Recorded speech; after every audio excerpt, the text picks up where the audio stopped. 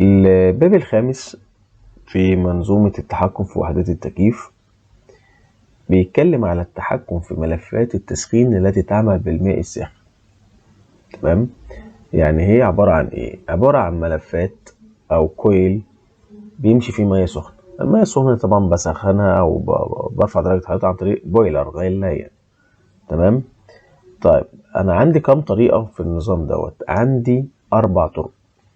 عندي باستخدام عملية التسخين الأولي، باستخدام خوانق الإمداد الجانبي وصمام ذي موضوعين، وعندي باستخدام صمام ثنائي وباستخدام صمام ثلاثي. طب تعالى ناخد واحد واحد. يجيلك سؤال يقول لك ايه؟ اشرح مع الرسم طريقة التحكم باستخدام ملفات التسخين التي تعمل بالماء الساخن باستخدام التسخين الأولي. الرسمة بتاعته اهي، نشرحها بقى. تمام. عندي هنا ثرموستات بيتحكم في فتح وغلق الصمام الثنائي. الصمام دوت لو فتح بيعدي المية السخنة بتخش على الكويل هنا، فبيمر هنا مية سخنة، وبالتالي بمرور الهواء على الملفات ديت هيسخن الهواء. تمام. الكلام ده بيتحط قبل وحدة المناولة، اللي هي عشان كده بقولك باستخدام عملية التسخين الأولي. تمام. يبقى عندي هنا الثرموستات بيتحكم في فتح وغلق الصمام. طيب بمرور الهواء هنا، لو الهواء ده كان درجة حرارته منخفضة هيشعر هنا بها الثرموستات. تمام. يبقى عند انخفاض درجة الحرارة يشعر بها الثرموستات، فيعطي إشارة للصمام الثنائي بالفتح.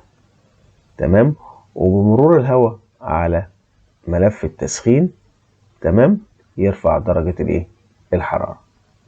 والعكس بقى، بعد فترة هترتفع درجة الحرارة. عند انخفاض درجة الحرارة أو لما توصل للدرجة المطلوبة، الثرموستات بيقوم عامل إعطاء إشارة للصمام الثنائي بالغلق. تمام. وبالتالي بمنع دخول المية لملف التسخين لحد ما أوصل لدرجة الحرارة أو أظبط لدرجة الحرارة اللي أنا شغال عليها. انخفض درجة الحرارة يفتح، ارتفع درجة الحرارة يقفل. سهلة خالص، مفيهاش أي حاجة. أهم حاجة في الموضوع ده كله هو الرسم. رسمت صح هتعرف تتكلم صح. الطريقة التانية، اشرح مع الرسم طريقة التحكم في سعة ملف التسخين باستخدام خوانق الإمرار الجانبي وصمام ذو موضوعين وملف تسخين. الرسمة بتاعته اهي. عندي هنا كام سنسور أو كام ثرموستات؟ عندي 2. عندي T1 و T2. T2 ده بيتحكم في بوابات الهواء، في البوابة دي والبوابة ديت، البوابات اللي هي الدمبر. تمام. وعندي الثرموستات T1 ده بيتحكم في الصمام الثنائي بالفتح والغلق. دي في البداية لما باجي اتكلم على الرسم اقول الثرموستات T2 بيعمل ايه وT1 بيعمل ايه.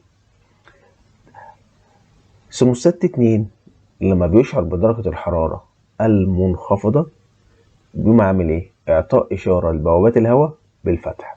هيمر الهواء، هيحس هنا الثرموستات T1 بانخفاض درجة الايه؟ الحرارة لما الهواء يعدي عليه. تمام. بانخفاض درجة الحرارة يقوم عامل اعطاء اشارة للصمام الثنائي بالفتح، فيمر المية السخنة داخل ملف التسخين، ومرور الهواء على ملف التسخين يرتفع درجة حرارة الايه؟ الهواء. تمام. طيب لما توصل بقى لدرجة الحرارة اللي انا ظابطها عليه، في حالة ارتفاع درجة الحرارة وتوصل لدرجة الحرارة طيب هيحصل العكس. الثرموستات 2 يأتي إشارة لبوابات الهواء بالغلق، والثرموستات 1 يأتي إشارة للصمام الثنائي بالغلق. تمام. نيجي ناخد السؤال الثالث، اشرح مع طريقة التحكم في سعة ملف التسخين التي تعمل بالماء الساخن باستخدام صمام ثنائي. تمام. دي وحدة مناولة بقى. عندي هنا ثرموستات، طبعا لما وحدة مناولة يبقى أنا بتكلم على ثرموستات الغرفة. ثرموستات الغرفة هنا بيتحكم في الصمام الايه؟ الثنائي. تمام. وخلي بالك الصمام الثنائي ده بيفتح اون واوف كلي، ما بيفتحش جزئي، لا اما فتح لا اما قفل. الثرموستات هنا بيشعر بدرجة حرارة الايه؟ الغرفة. في حالة انخفاض درجة الحرارة يعطي إشارة يعطي الثرموستات إشارة إلى الصمام الثنائي بالفتح، يمر المياه السخنة داخل ملف التسخين، وبمرور المية السخنة داخل ملف التسخين ومرور الهواء على ملف التسخين ترتفع درجة الحرارة. عند ارتفاع درجة حرارة الغرفة للدرجة المطلوبة يعطي مستوى الغرفة إشارة للصمام الثنائي بالغلق. تمام، مفيهوش أي حاجة. نفس الكلام اللي احنا هنقوله على الصمام الثنائي هنقوله على الصمام الثلاثي، بس لازم نعرف الفرق بين الصمام الثنائي والصمام الثلاثي. السؤال اهو نفس السؤال بس صمام ثلاثي. برضو ثرموستات الغرفة بيتحكم في فتح وغلق الصمام الثلاثي، بس خلي بالك فكرة الصمام الثلاثي انها مختلفة شوية. يعني ايه؟ يعني بيفتح جزئي وعندي هنا امرار جانبي. طب تعالى كده نجيبها من البداية. عند انخفاض درجة الحرارة يعطي ثرموستات الغرفة إشارة للصمام الثلاثي بالفتح. فتح هنا في عندي فتحة أساسية وفي فتحة جزئية. الفتحة الأساسية دي هتكون فتحة 100%، فتعدي المية السخنة لملف التسخين، مرور الهواء على ملف التسخين ترتفع درجة الحرارة. تمام. درجة الحرارة في الغرفة بقى بدأت ترتفع. هنا بقى هيحصل حاجة تانية، الثرموستات هيعطي إشارة للصمام الثلاثي بالغلق الجزئي. تمام، الغلق الجزئي لفتحة المرور الرئيسية.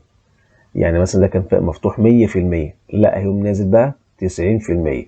طب ال10% ديت هيحصل ايه؟ هيحصل امرار جانبي كده ويرجع تاني، يعني مش هيخش جوه ملف التسخين. يعني انا كنت الاول بدخل 100% في ملف التسخين، دلوقتي لا هدخل 90 وال10 هرجعهم. تمام. طب درجة الحرارة في الغرفة برضو عمالة ترتفع.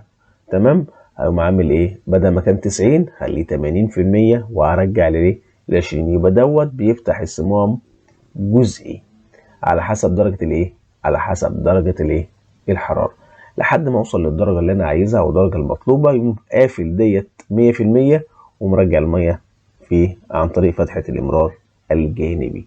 يبقى الصمام الثلاثي بيختلف عن الصمام الثنائي ان هو بيفتح هنا جزئي او كلي.